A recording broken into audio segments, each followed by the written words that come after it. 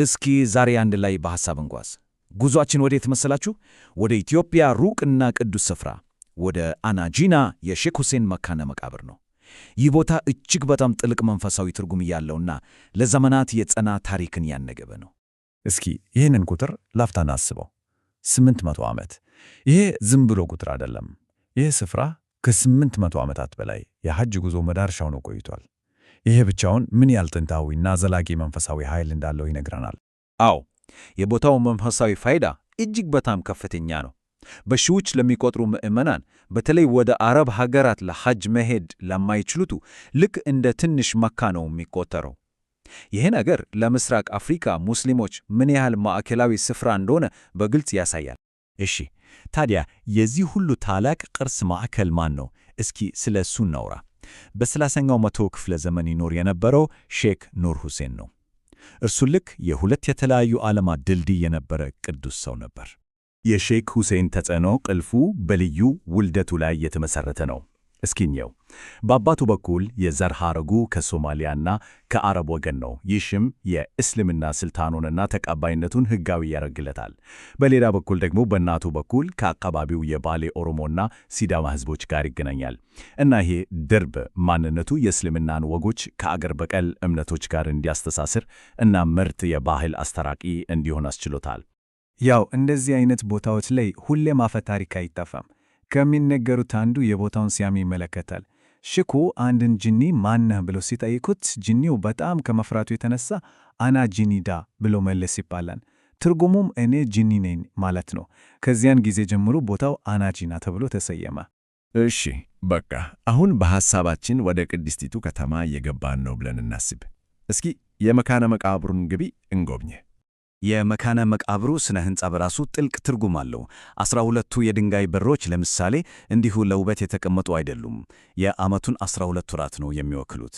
ጋሞ ወይም ኩባ የሚባሉት ነጫጭ ጉልላቶች የቅዱሱና የቤተሰቦቹ መቃብር ያመለክታሉ።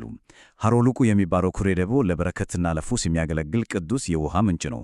የዙግቱም መስጊድ ደግሞ በቦታው ላይ ካሉት ግንባታዎች ሁሉ እጅግ ጥንታዊው ነው። እነዚህ ደማቅ ነጭ ጉልላቶች ደግሞ እንዴት እንደተሰሩ ብታውቁ ትደነቃላችሁ። ቀለሙ የተዘጋጀው ከተቃጠለ የአሸዋ ድንጋይና ከፊል ስብ በተቀላቀለ ልዩ የሀገር በቀል ድብልቅ ነው። ይህ የአካባቢውን ጥበብና ብልሃት በደንብ ያሳያል። እንግዲህ ከሕንፃው ውበት ባሻገር የቦታውን እውነተኛ መንፈስ የሚሰጠው ነገር አለ።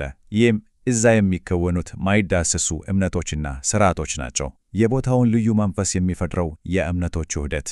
እዚህ ላይ አንድ ቁልፍ ጽንሰ ሐሳብ አለ። የሃይማኖት ውህደት ወይም ሲንክሬቲዝም የሚባለው። ያ ማለትም ማለት ነው በቀላሉ አማርኛ የተለያዩ አንዳንድ በጭራሽ የሚጋጩ የሚመስሉ እምነቶችና ልማዶች አንድ ላይ ሲቀላቀሉ ወይም ሲዋሃዱ ማለት ነው።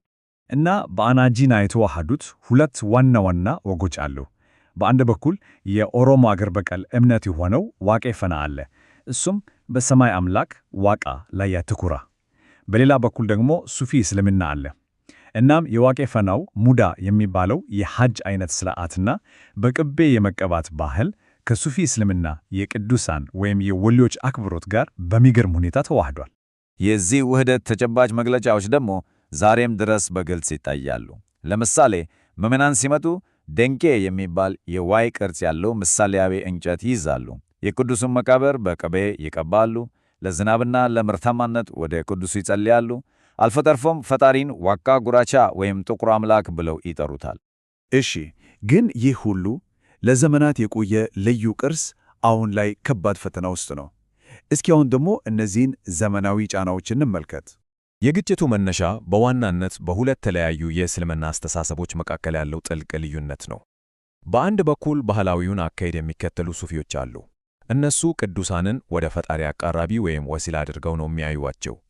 በሌላ በኩል ደግሞ እስልምናው ወደ ንጹሕ ምንጩ መመለስ አለበት የሚሉ አጥባቂ ሰለፊስቶች አሉ። እነሱ ደግሞ ይህንን ተግባር በአላህ ማጋራት ወይም ሽርክ ነው ይላሉ።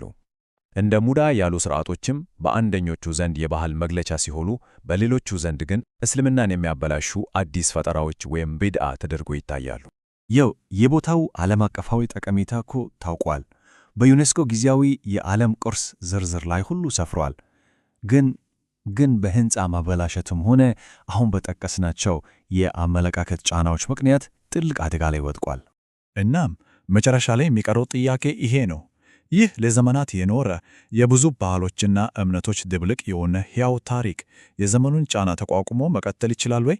የመካነ መቃብሩ የወደፊት ዕጣ ፈንታ ምን ይሆን?